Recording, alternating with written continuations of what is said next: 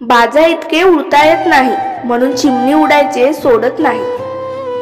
विजेते इतर कोणत्याही प्रकारे गोष्टी करत नाहीत, ते सर्व काही वेगळ्या पद्धतीने करतात। हृदयात फक्त 2 शब्द आहेत, ते म्हणजे आई।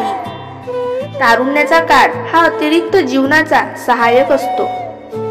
संस्कार आणि विकास जो साध्य करतो तो माणूस असतो आणि जो साध्य करत नाही तो प्राणी असतो।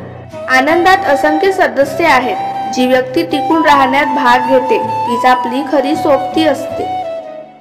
एक स्त्री अशी व्यक्ती असते ती जोडीदाराची महत्त्वाची व्यक्ती म्हणून पुढे जात नाही, परंतु प्रसंगी ती त्याच्या सोबती आणि त्याची आई असावी। जर तुम्ही एखाद्याला मान देत नसाल तर नका कोणत्याही परिस्थितीत त्यास टोकण्याद्वारे त्याचा अपमान करू नका। अपेक्षा आणि निराशा या दोन्ही बहिणी आहेत। प्रत्येकाने निष्कर्ष काढणे आवश्यक आहे की त्यांना कोणाची सोबती असणे आवश्यक आहे। दुर्बल व्यक्ती कोणालाही क्षमा करू शकत नाही, फक्त एक कठोर माणूस निमित्त करू शकतो। खरे यश मिळवण्याचा मुख्य सर्वात आदर्श मार्ग म्हणजे इतरांना यशस्वी होताना पाहण्याची क्षमता असणे। व्यक्तीच्या शिफारसी स्वीकारा, कारण ते विनामूल्य आहे। तरीही आपल्या स्वतःच्या निवडींचा पाठपुरावा करा, कारण त्या मूल्याच्या पलीकडे आहेत। तुम्ही आर्थिकदृष्ट्या गरीब आहात असे गृहीत धरले तरी चालेल, तरीही बौद्धिकदृष्ट्या गरीब होऊ नका। एखाद्या व्यक्तीला किती आयुष्य मिळेल, मृत्यू कधी येईल हा पूर्ण निर्धारित भाग आहे, तरीही व्यक्तींसाठी जिवंत राहणे हे कर्मासाठी महत्त्वाचे आहे।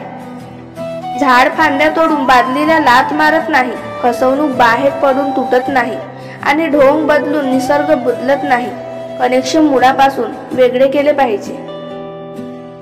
या कल्पनेवर पायासारखा दुसरा कोणताही धर्म असू शकत नाही, लालसारखा दुसरा शत्रू नाही, कृपासारखा दुसरा कोणताही छाटणी नाही, तसेच आनंदाच्या बरोबरीने विपुलता नाही।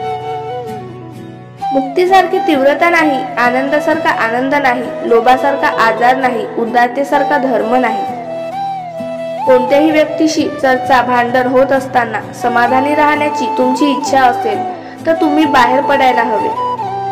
आदर्श व्यक्तीसमोर स्वतःचे विचार मांडणे आणि काही अस्वीकार्य व्यक्तींसोबत शांत राहणे हे जवळच्या गैरसोयी टाळण्यासारखे आहे। माणूस जेव्हा कठीण परिस्थितीत असतो तेव्हा स्वतःला ओळखतो।